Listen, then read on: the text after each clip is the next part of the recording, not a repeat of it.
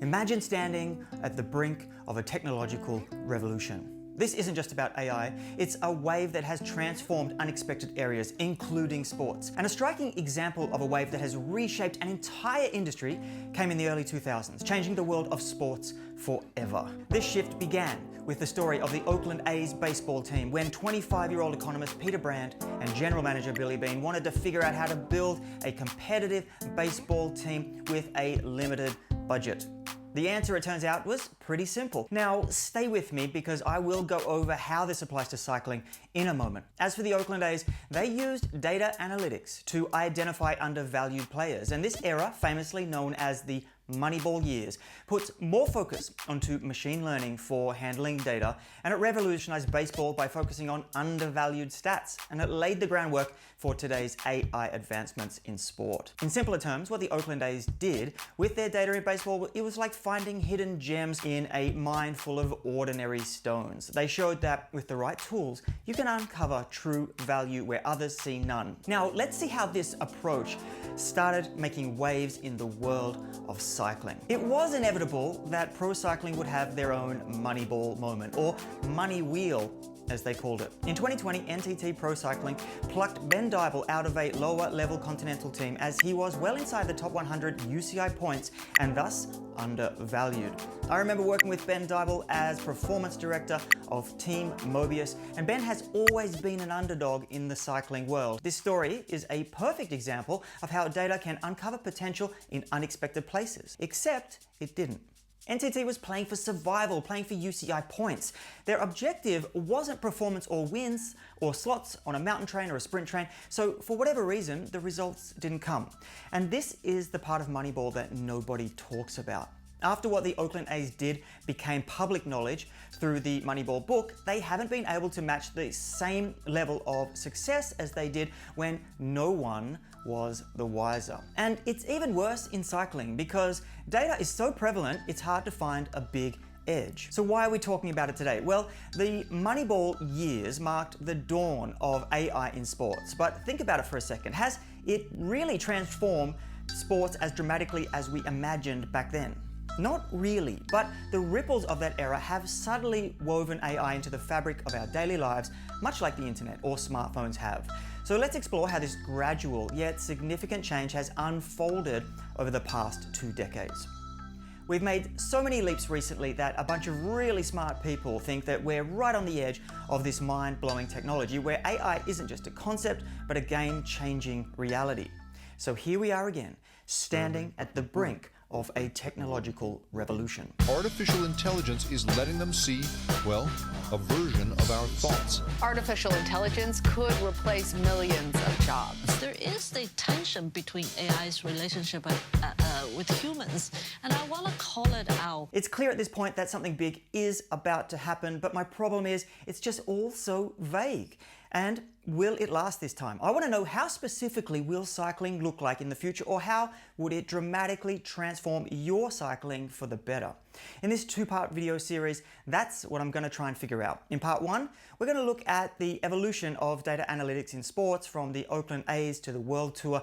Then in part 2, we take a deep dive into what the most extreme features possible with AI actually look like so that you and I can get ready. Before we get into that, Moneyball the movie captures another important moment that we've already started to see play out in the last 10 years of World Tour cycling. That AI will only accelerate. Picture this defining conversation in the Moneyball movie between the team's seasoned head scout and the manager Billy Beane over how Billy's data-driven approach disregards the experience and intuition of his lifelong baseball men, arguing against the data-driven approach because it's not science. Beane responds with, "Adapt or die." The phrase adapt or die rings true in cycling also. For example, Italian teams, once dominant, are now out of the World Tour. It's partly about sponsorship, but I would also speculate that it's because this nation with a rich cycling heritage, a nation with some of the biggest races on the cycling calendar, didn't embrace new methods like others have in the past 10 years. And then there's nations like the Netherlands and the UK, on the other hand, that have found a way to build teams that have dominated races and seasons. They've figured out a way to thrive, to adapt, to change the whole game.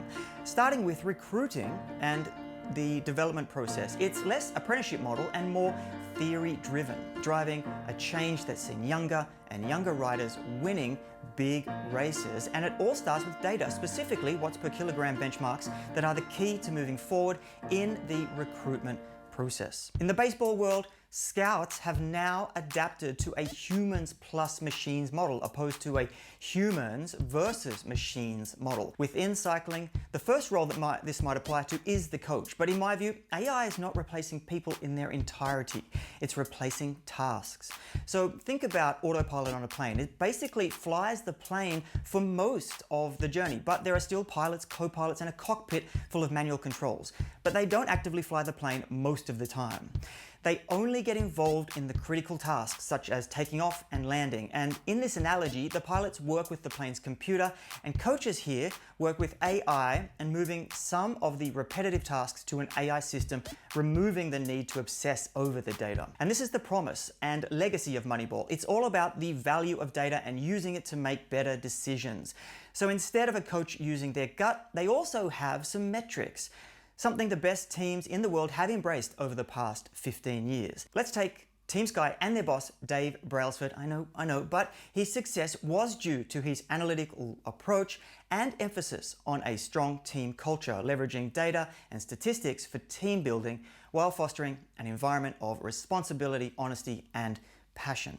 Or the rise of Jumbo-Visma, where their director played a key role in this turnaround, focusing on creating a strong team culture and effective management, despite at the time having one of the smallest budgets in the World Tour. Adapt or Die is also applying to cycling's richest heritage nation, France. Compared to Italian cycling, the French benefit from the enormity of the Tour de France. 6,300 meters to go. The parting of the ways, the shouting of the fans, the effort of a British youngster dreaming of a win on Alpe d'Huez. A huge shop window that's simply more valuable to sponsors than the Giro d'Italia. Yet for all the big value, it's not attracting too many new names. FDJ and AG2R La Mondiale have been sponsoring their teams continuously since the 90s, giving them a layer of protection from failure. But now we see Decathlon AG2R La Mondiale team and their performance director, Jean-Baptiste, scouting openly for trainers with PhDs as they're undergoing a cultural transformation.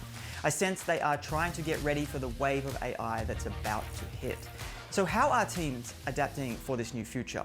We've got a taste of how numbers and analytics have reshaped the very foundation of cycling. AI has the potential to widen the gap even further. So how will AI redefine coaching, strategy, and athlete performance? And what does the future hold for all cyclists in an AI-driven world? Find out in part 2.